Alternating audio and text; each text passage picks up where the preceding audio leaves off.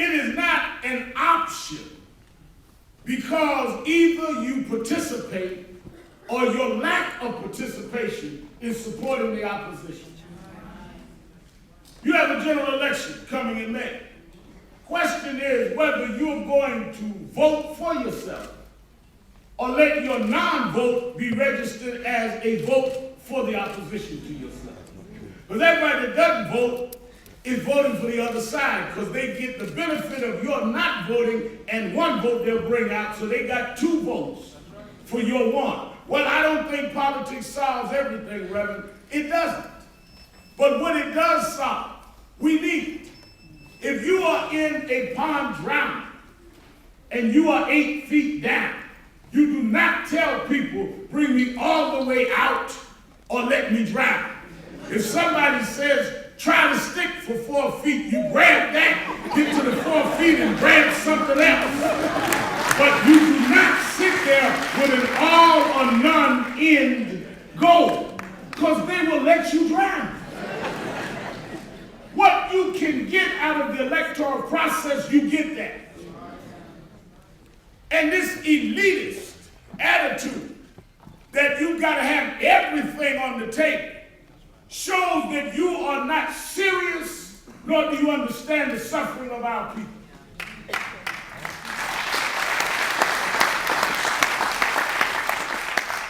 Ivy League, ivory tower revolutionaries are just as useless as black conservatives. You know, I grew up a preacher, and I decided a long time ago that I was not going to wait for pie in the sky when I die. I wanted some sound on the ground while I was around.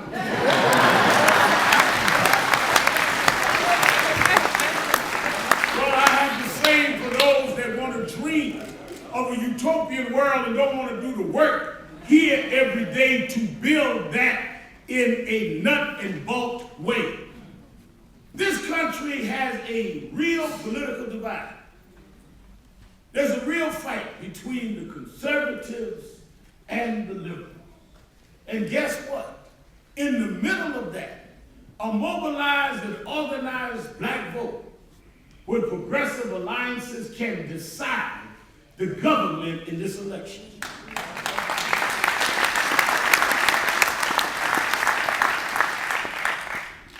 What we did in the United States was, and we had a lot of help, because you couldn't have created a better figure to make it clear to everybody than George Bush. George Bush was so bad that people that never dreamed of supporting anyone progressive, less known of color, just couldn't take it anymore. Here's a man that saw weapons of mass destruction that wasn't there in Iraq, but couldn't see a hurricane in New Orleans.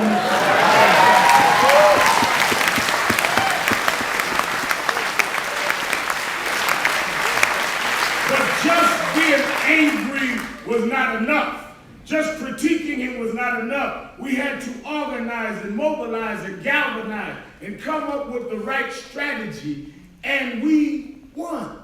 Now, all the way until the polls closed, people said that will never happen. All the way until the last vote counted, many blacks said they'll find a way to take it. You must always fight against your own doubt. And you must always fight against your own cynicism. And you fight for what's right, knowing you could lose. But if you don't fight, you're guaranteed to lose.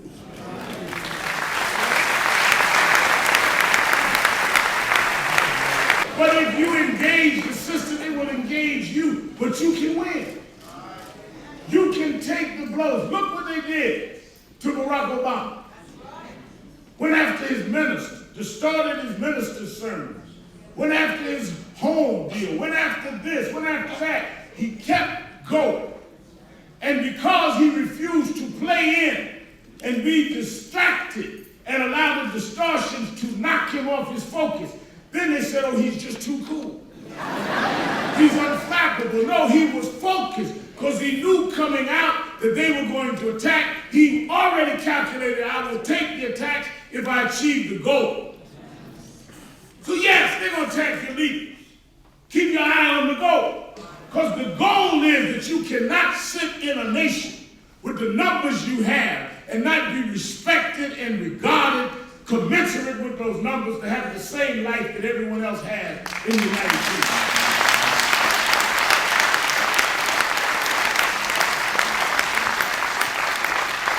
One of the most crippling things about it, though, is they've also convinced us to accept secondary status. It's bad for people to hold you down. It's worse when you adjust to being down. And then they give us a culture of celebrating being down, where they now have tricked our children into feeling that they can't achieve anything. I look at all of the icons and thinkers and scientists and philosophers that brought us as a people throughout the African diaspora to where we are. And now we get to the 21st century, and we now want to be thugs and hoodlums.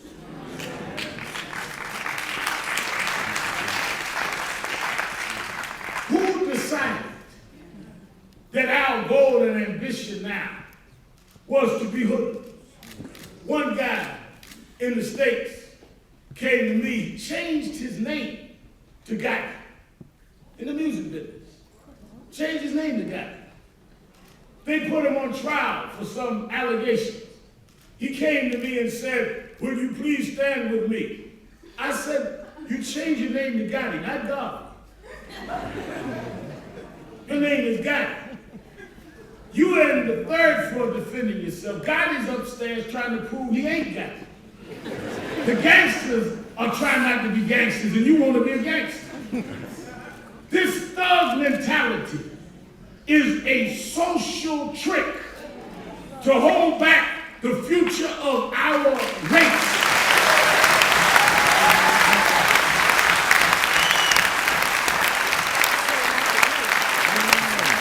How did we go from standing behind black heroines and sheroes like Rosa Parks, like Winnie Mandela, to now where we make hit records calling our women hoes and bitches? What happened to us? Say something about Jews, hate speech. Say something about Catholics, hate speech. Call blacks niggas, free speech.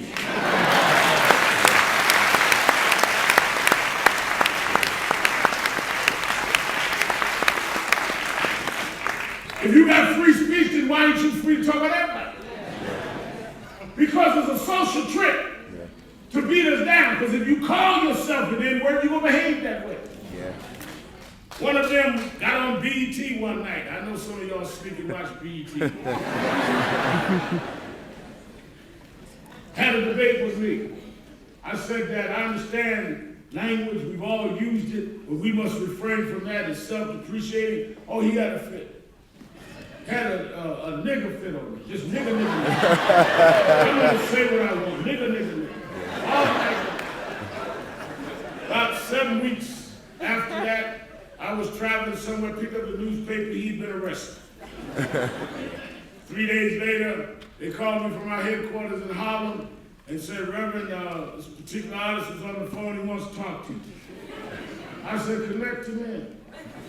They connected him to my cell phone. I said, "How you doing?" He said, "I'm not doing too well."